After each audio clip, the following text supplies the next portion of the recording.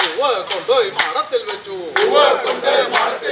Madam എനിക്കൊരു കയറ് തന്നു. കയറെ കൊണ്ടുപോയി കാളെ കെട്ടി. കാള എനിക്കൊരു കുന്തി തന്നു. കുന്തി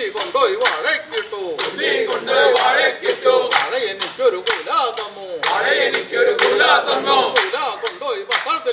കുല കൊണ്ടുപോയി പത്താഴത്തിൽ വെച്ചു. പത്താഴം എനിക്കത് പറ്റിച്ചു തന്നു. പഴം കൊണ്ടുപോയി ചേച്ചിക്ക് കൊടുത്തു. ചേച്ചി എനിക്കൊരു ഉരുള തന്നു.